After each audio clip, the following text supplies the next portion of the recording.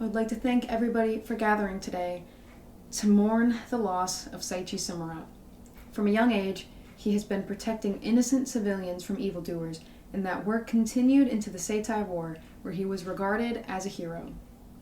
He was a loving father and husband if you ignore the deadbeat stuff. He sacrificed his life for the sake of the future. Life won't be the same without you, Samura. You have moved us all, and we will never forget you. It's been a long day without you, my friend. We've come a long way. Vocals from where we began. Oh, I'll tell you all about it when I see you again. Damn, who knew all the planes we flew, the days we've been through, that I'd be standing right here talking to you. Kagurabachi chapter 111 makes me insane, but it's also a 10 out of 10. You know me. I think it was great. From what I've seen, though, it seems that this chapter was pretty divisive, which, yeah, I can see why. I feared that. I'll get into that in a little bit, of course. If you want to see my reaction and my sister's audio reaction to this chapter, it'll be at the way end of this video, per usual, past the address of the nation, so stick all the way through if you want to catch that. And perhaps consider subscribing as well. I make Kagurabachi videos every single week. With all of that out of the way, let's start talking about chapter 111. So of course, after last week, a lot of us were rightfully worried for Samura, and then we opened this chapter with a flashback from Samura's perspective, and I was like, oh yep, alright, it's 100% happening. Any hope of coping there was immediately gone, but honestly, I was prepared for this all week. Like, by Sunday this morning, I'd already hit the acceptance part of grief. Like, all week I was actively like, alright, so Samura's a goner, and then by this morning I was like, I know it's coming, it's gonna happen, and what do you know, I was right, so I'm glad I prepared myself mentally for it. This new insight is super cool, though, that before the war they weren't just training with swords, but if they were already skilled, they went out and worked and slayed bad people. Seeing that this is how Samura and Soga met was pretty neat, and that they had already met before the war even started, and how young they were being burdened with this responsibility, which is obviously very thematic in Kagurabachi, and this is no exception. Young Soga is so adorable. Like, he was just a little guy. And, like, him and Samura's height difference was so freaking cute.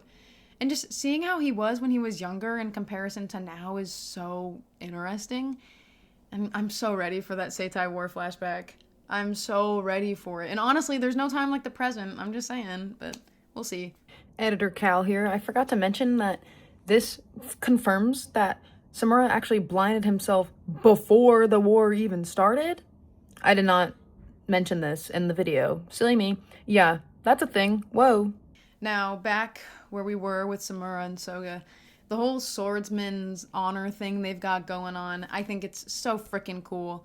And the spread of pages where they're just going for the attack, and it's all like the lines are like melty and flamey, and it's, oh my gosh, it's so freaking beautiful. I love it. It's all over the place. I'm dumping honey everywhere. Oh my gosh. And then the page where they're super close together, like hugging, kind of, maybe? That's what it kind of looks like. Makes me actually feel insane a little bit. And then, of course, this one does too. Oh my gosh. My heart fell through my fucking ass reading that. Because, like, dude, he got gojoed, and what's even worse is he just crumbled apart into dust. Like, Samura did not even leave behind a body. Like, that's so fucking sad. Like, that actually bums me out so bad that he just disappeared into nothing. Like, just into the air. Like, no burial, no cremation, whatever he would have wanted. Nope. Nothing. And just his final words and all of it, just the whole package, I think is beautiful and tragic and just, oh my gosh. a lot of emotions going on, but I will say, rip Samura, rip to the dilfiest dilf of all the dilfs. You are already missed so much. You are so loved, Samura. The feather traveling to Iori and then poof, Toby Mune. Oh boy. Oh boy. I, for one, was gagged by this in a good way, but this is a whole can of worms that I'm going to hold off on opening until a few minutes from now, but we'll get there. And of course, Shiba did end up getting everybody out, so everybody say thank you, Shiba. Why am I not hearing any? Come on. I better hear everyone saying thank you, Shiba. Alright, I heard a couple that time. Soga's whole thing at the end of all of this is, oh my gosh, it's insane. Making demands with Kassen and then declaring that, quote, "This corrupt world will know the power of the enchanted blades."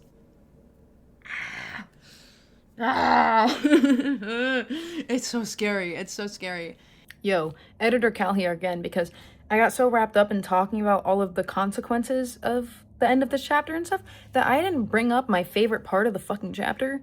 Soga was thinking back on everything, was thinking about the look in Chihiro's eyes, and was like, I should have cut his head off. Absolute fire. If anything, I like the consequences that has for Chihiro of like, yeah, he's gonna be that big of a threat. I think that's fucking awesome. But also it's just like a cool line, like, ooh, villainous, you know? But I mainly like that because of what that means for Chihiro. This is the end of a series-altering conflict. And I don't want to diminish everything that has happened prior to all of this by saying like, wow, I can't believe this was all set up, because obviously everything before this chapter stands on its own with specific purposes, specific stories, all of the things. But this marks a huge shift in the series in the way that everything is different now. The Communabi, this government organization that has been very relevant and prevalent since chapter 7, has completely crumbled apart. The heroes have faced their biggest loss yet as well. I've already got all this stuff in the actual chapter out of the way, and now it's just leaves you with so much questions for the future. So I've still got a lot to go. Because I know I am excited to see the consequences of all of this for Chihiro and his allies, and the remaining Communabi members, and even the Hishaku. I feel within the Communabi, people will be against what's happening, at least some people. But also the Hishaku's plan has completely changed now, because Yura was supposed to be the one ruling.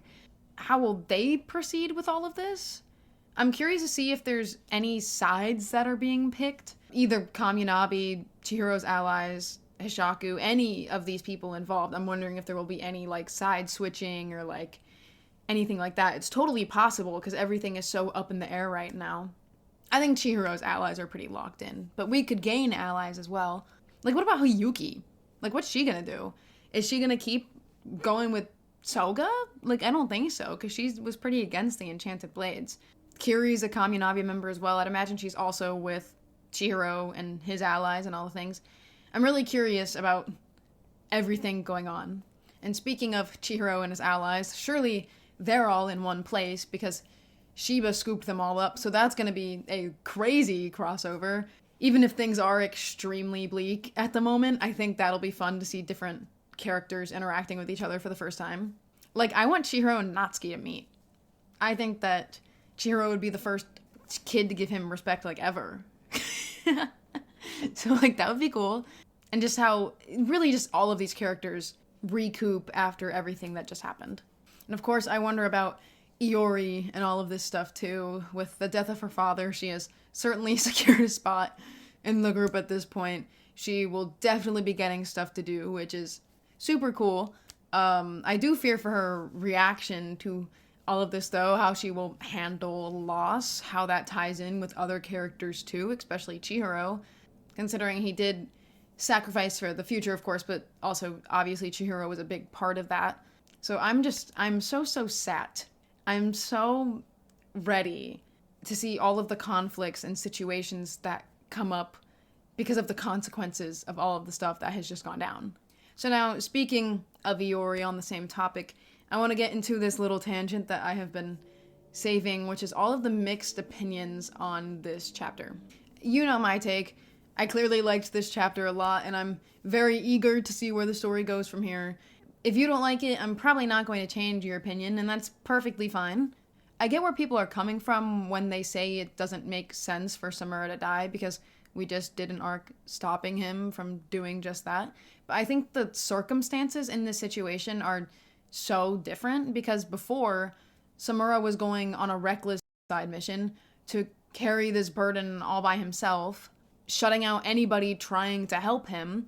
But he did change after this, and he went through that character development, and he opened himself up.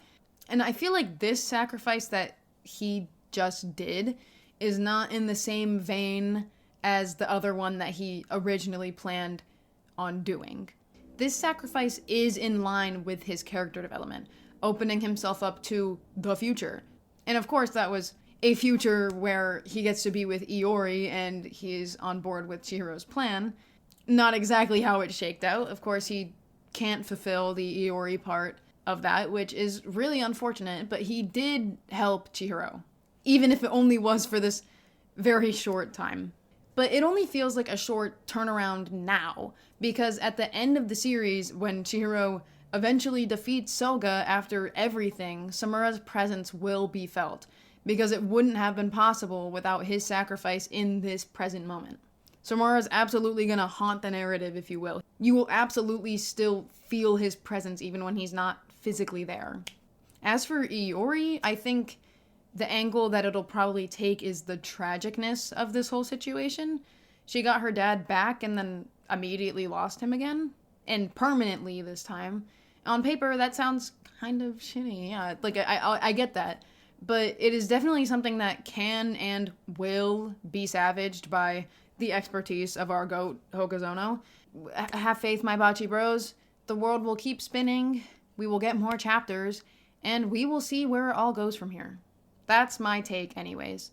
Honestly, I think sometimes people are way too quick to judge, especially in regards to digging on writing quality specifically. And I get it, in this scenario, emotions are high and all of the things, but I think it's kind of unfair to call something awful writing when we haven't seen the aftermath of this play out. Can we accurately judge the quality of a writing decision when Samura has been gone for 5 pages? It's been 5 pages. I think that is downright silly. I tried to gentle parent through most of this. I hope that worked. Towards the end, I got a little attitude there maybe, but in general, I'm trying to keep this peaceful, okay? I get everyone's feeling a lot of things right now. Okay, but I kind of will be mean for just 1 second, though, because I want to talk about the people calling Samura selfish for all of this. Bro sacrificed his life to ensure a timeline where they can win, and some people are calling him selfish for this because he won't be with his daughter. I think that is crazy. This is crazy to me. Like, obviously Samura is not a perfect guy, but calling him selfish for this specifically is actually crazy work, I think. I think that's fucking diabolical. I'm gonna be so honest. So I'm so sorry to anybody I pissed off there, because I have seen multiple people go with that take, which I think is honestly fucking crazy. I'm so sorry. I am so sorry. But honestly, I like that people have different opinions about things, because it's cool to see how people interpret different things. Everyone can enjoy stories the way they want to, all of the things.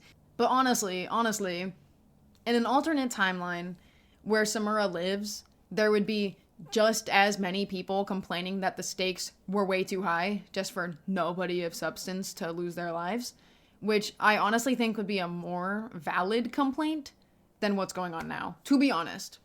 I'm of the opinion that we needed to lose somebody, and none of the other characters are developed enough for it to actually be a meaningful death. And that is not me dissing on any of the other characters. Of course, you guys know that I fucking love them, honestly, all too much. It's just that they haven't gotten their time to shine yet, because we still have so much more Bachi to go, you know what I mean? So honestly, it kind of had to be Samura, I think. Like, it had to be an adult, obviously, because that the themes, all the things, right? And out of all the adults, like, who else was going to? It had to be somebody, I think. And to give people some credit, Obviously, I am on board with Samura's sacrifice here, but I think it does feel a bit silly that this happened, like, literally within an hour, probably, of him opening his eyes. Which is funny because I actually haven't seen anybody bring up this aspect of it specifically, even though I'm sure people probably have. That's definitely not an original thought. I just haven't seen it. It's a little goofy if you think about it. But it's honestly not a big deal to me because time frames are an issue in, like, every shonen series ever. Sometimes you've just gotta keep trudging past the fact that Dressrosa is 100 chapters in a single day. Alright? Like, sometimes that's just how it is. And speaking of, this is Shonen Jump. Somebody's favorite character is guaranteed to be in a grave. Somebody's favorite, so... I'm sorry, Samura. I'm all done. I'm all done now. Predictions for next chapter... Hakari and Chihiro reunion, please! Please, Lord, let my children reunite. Oh my goodness. And we should give Aruha and Natsuki speaking lines. Yes. I need an appearance of my armless king, Azami. They're all gonna be in a room together, but at what cost? LOL. Hishaku Aftermath could be cool, too. If Hirohiko is present next chapter, you'll see me on the news. Like, next time Hirohiko is seen in a chapter, all of you better think, wow, this is a big day for Calcan. You better think it. I'm holding you to it. Subscribe. We just hit 2,000 subscribers. Woo! As I was writing my notes for this video, I checked and I was like, oh my goodness. Yep, 2K. That's a big, big number. It's a big number for Elmo. So, like I said, Kagurabachi chapter videos every single week. I make other stuff sometimes, too. I have a video about Hakuri and Chihiro on the way, actually. I'm hoping that will be out on Saturday, so like 6 days from now. Like this video that you're watching as well. Like I like Kagurabachi, like you like Kagurabachi, and like I like Samura, and like you hopefully like Samura. It's a sad day. Comment as well. I'm curious to see everyone's thoughts, and I always love reading what you guys have to say, so I will be tuned, looking for those. Everybody take care of yourselves this week. I am so sorry for our loss. Thank you so much for watching, and bye-bye. But of course we're not done yet. We have to address the nations. Really, I've just got one nation to address today. None others feel appropriate. Samura Nation, it's been fucking real, and you're not done yet. You know what? He'll have relevance, even in the grave. But either way, I am so sorry, Samura Nation. That's all I've got. Oh, and it's his fucking perspective. Oh, he's so cooked. He's so cooked. Whoa. Samura's crumbling apart? Dude, if he doesn't leave a body behind, I'm gonna fucking lose my mind. Oh my god. If he just crumbles into fucking dust, you'll see me on the news. I think this is the quietest we've ever read a I know! I'm fucking nervous, man! Like, time to pull out the black clothes. Trust me, I've been trying to think of what black outfit to wear all week. I've got a bit planned for if he dies, like, I've got a tweet ready if he lives somehow. I have flowers over there if you need to lace them. Oh, thanks. Yes. Alright, let's keep going. We're stalling right now. We are stalling. Alright, page 7. I don't wanna keep going. Oh no. Hokuzono, I don't wanna you're so keep cool. going. Hokuzono, your art is so cool. I'm trying to stare at this page and not go to the next one. Okay, I'm going.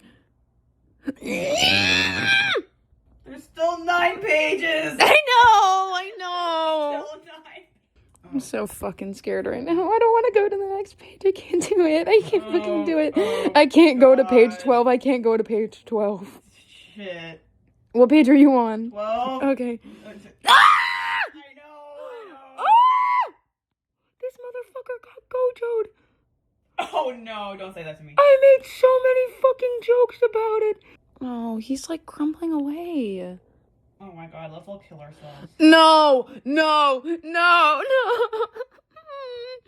Shiba mentioned. At what fucking cost, bro? Iori, guess what? You're an orphan. You've been promoted to orphan. God, I'm glad I already hit my acceptance phase Me too. of mourning all week because I'm not sobbing right now. Oh no, don't show Iori. Oh no. Oh, and Tobe Mune's still fucking there. Yep. I just set my fucking phone down. Oh my god. Oh, I know so many people that are gonna be so fucking mad. Oh my god, this is so funny. Wait, page 18 kind of goes fucking hard. Oh, Chihiro Rokuhiro, protagonist of the century, dude. Amazing Grace. Sweet the sound.